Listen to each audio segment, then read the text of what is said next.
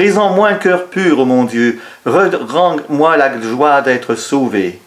Gloire et louange à toi, Seigneur Jésus.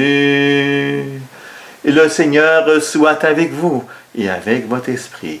Évangile de Jésus-Christ selon Saint Jean. Gloire à toi, Seigneur.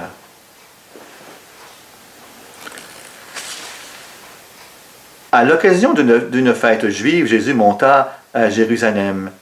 Or, à Jérusalem, près de la porte des brebis, il existe une piscine qu'on appelle en hébreu Bethesda.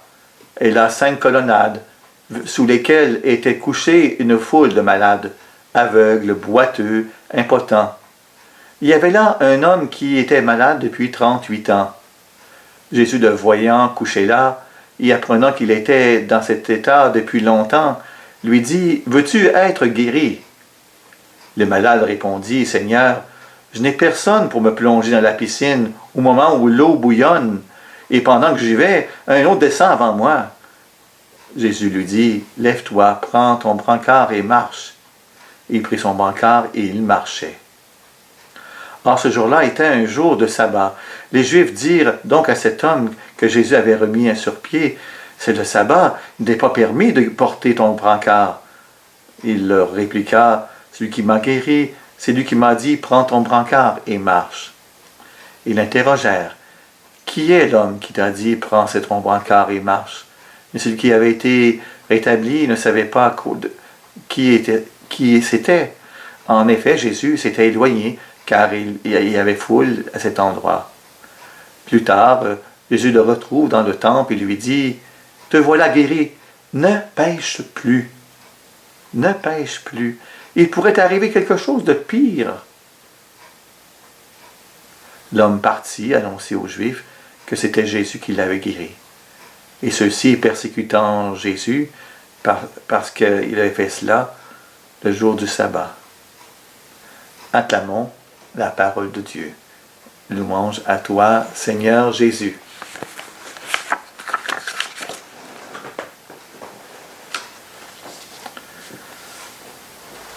Il n'est pas anodin de méditer un tel texte de l'Évangile pendant ce temps du carême. Tout dans ce texte est orienté vers la traversée du désert. C'est l'expérience que Jésus veut faire vivre à travers cela. Un homme paralysé sans espoir de guérison, 38 ans, c'est long, hein? C'est qu'un ange pourrait le secourir en descendant du ciel pour toucher l'eau, la piscine. La piscine qu'on appelle piscine de Bethesda plutôt. C'est un endroit qui existe toujours, mais il n'y a plus d'eau. Il y a comme beaucoup d'autres courants d'eau qui ont été détournés.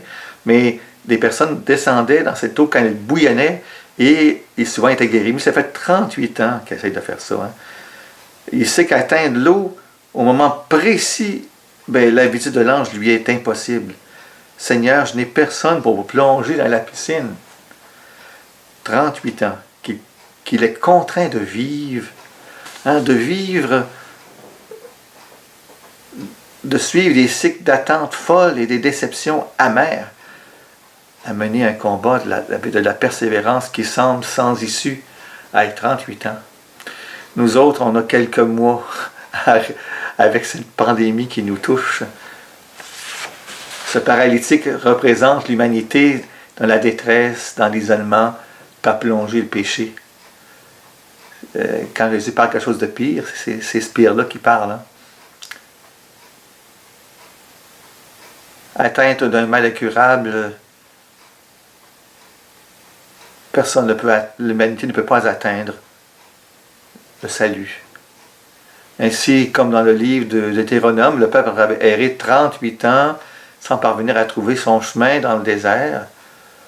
Cet homme nous montre le visage de nos errements à la recherche de la vie. On cherche longtemps des fois avant de trouver. Mais son espérance, sa persévérance sont récompensées. L'ange vient à lui, c'est plus qu'un ange, c'est l'envoyé de Dieu, le nouveau Moïse, le Messie en personne qui vient le rencontrer. Il ne savait pas qui c'était. Il pose une question de conversion pas une conversion dans son état physique, mais son état intérieur. Est-ce que tu veux te retrouver la santé? Veux-tu vivre? Cette question appelle en écho le cri à travers le Deutéronome, choisis donc la vie. Choisir la vie. Nous sommes ainsi interrogés sur l'orientation de notre volonté, sur nos choix de vie. Quelle vie vivons-nous? Quelle vie espérons-nous? Quelles sont notre recherche, notre persévérance à trouver la vraie vie? Le témoignage de ce paralytique nous rappelle combien le choix de la vie demande du courage et de la confiance en Dieu. C'est comment qu'on peut, sans confiance, on n'est pas vivant dans notre âme. L'homme est assis près de la piscine depuis 38 ans. Pour lui, choisir la vie, vouloir guérir impliquait d'entrer dans un monde difficile et inconnu. Apprendre à marcher, apprendre un métier, trouver un foyer, se réinsérer dans la vie sociale, il n'avait pas mal à faire là, pour y arriver. Hein? Après tant d'années de mendicité, d'inactivité, il s'agit d'un véritable défi. Il semble donc que la première guérison de Jésus ait opéré en lui, c'est soit celle de la peur d'une telle perspective. Lève-toi, prends ton brancard et marche. Jésus guérit en donnant un ordre. Vous aimeriez être guéri par Jésus, hein, en prenant un ordre de lui. Hein? L'ordre de se remettre au travail, finalement. C'est une dimension qu'occultent les scribes qui sont pas loin, et ils font déjà son procès. On va célébrer ça dans la semaine sainte, mais ce procès de Jésus, ça commence. Ils discutent et le font porter son grabat sur le jour du sabbat. Hein? Qu'est-ce qu'il fait là? Ça fait tellement d'années, 38 ans qu'il ne porte pas son grabat, que ça ferait une fois pendant le sabbat. Jésus accomplit le sabbat en guérissant l'être humain, car il porte son accomplissement l'œuvre de son Père. Te voilà en bonne santé, dit-il au paralytique. Ne pêche plus, il pourrait arriver encore pire. Par cette recommandation, Jésus ne profère pas une menace, loin de là. Il rappelle fermement l'exigence de conversion liée à toute guérison, dans notre marche vers Pâques, à obtenir la guérison de notre péché. Exige pour nous que nous détournions résolument de tous les chemins de traverse et que nous mettions au travail. En cas que vous ne l'aviez pas entendu, le pape François a dit sur la fin de la semaine dernière que nous étions dans une situation toute particulière, une situation d'exception. Et vous pourriez trouver la référence dans le catéchisme catholique. Je n'ai pas le numéro avec moi. C'est-à-dire que quand il y a une impossibilité de rencontrer un prêtre, et de ce temps-ci, en trouver un, peut-être au bord de la caméra, ça va, puis on ne peut pas confesser autrement qu'en personne, parce qu'à cause du secret confidentiel, passer par Internet ou passer par le téléphone, on ne sait jamais si quelqu'un peut entendre. Il y a toutes sortes de choses qui se font aujourd'hui. Hein. Donc, le pape François dit, en raison de cette pandémie, que c'est très difficile, premièrement, regrettez votre péché, puis confessez-vous à Dieu. Dieu, par cette mesure d'exception, va écouter votre confession. Et faites une prière d'action de grâce. Ça peut être un Notre Père, comme vous le pensez. Et le Seigneur écoute ce qu'il y a dans votre secret de votre cœur, un peu comme il le dit dans Matthieu 5, je pense. Il dit, ce que vous faites dans le secret de votre chambre, mon Père l'entend.